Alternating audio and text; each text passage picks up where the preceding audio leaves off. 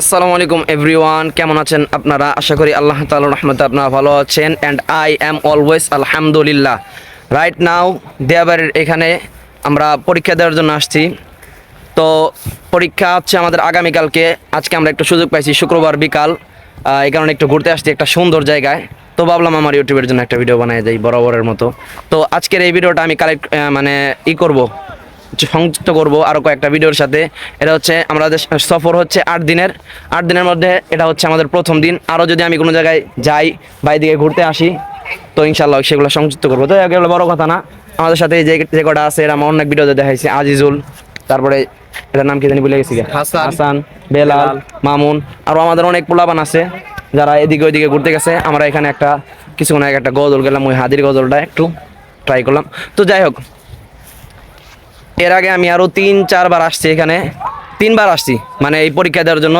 এর আগে আবার খতমে বুখারীতে আসছি, মোট 4 বার। এটা আমাদের 5ম সফর এই দেয়াবাড়িতে। তো যাই হোক, এইবার আমার আগের মতো ফিলিংস নাই। এই 5 বার আসার পরেও, মানে 4 বার আসার পর আমি 5 নাম্বার বারে এই জায়গাটা আসলাম। একবার ওই পর্যন্ত এখানে আসি নাই। প্রথমবার আসছি, এই জায়গাটা অনেক সুন্দর। হয়তো আমি সুবান নামাজের ছাদ থেকে এই জায়গাটা দেখছিলাম, এই ফাঁকা জায়গাটা। তো আলহামদুলিল্লাহ এই জায়গায় আসলাম, এই কথা ঘোরাঘুরি করে চলে যাবো।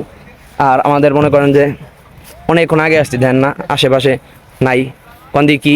আমার প্রত্যেক ভিডিওতে দেখাই মানে সূর্য নাই, মানে আমি আমার ভিডিওটাই করি মানে দিনের শেষ বেলাতে, ওই যে সময় আমার সূর্য থাকে না আর কি। এই যে যেটা দেখাই যাচ্ছি এটা হলো আমার ইমোশন। এখন আমার আগের মতো আর আকর্ষণ নাই। আমার মোবাইলে ছোটো দেখা যাচ্ছে, আমি যখন ডাইরেক্ট আমার চোখের দিকে তাকাইতেছি, মানে ডাইরেক্ট দেখতেছি, তখন আমার কাছে মনে হচ্ছে অনেক বড় না, মোটামুটি এত কাজ দেখলে ভালো লাগে। মানে এটা জায়গায় ওই রকম যে জায়গাতে প্লেন যাইবো। এখন অবস্থা হয়েছে কি জানেন, আমাদের মাদ্রাসার কাজ দেওয়া অনেক প্লেন যায়। আমাদের মাদ্রাসার উপর যেমন একটা লাইন নিচে প্লেনের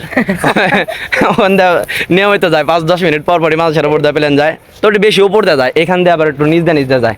আর এইখান থেকে ওই জায়গাটা কাছে, যে জায়গাটা মনে করেন ওই যে প্লেন পড়ছিল মাইলস্টোন একটা স্কুলের ওইখানে, ওই জায়গাটা আমরা যাইতে পারবো না মনে হয়, অনেক দূরে।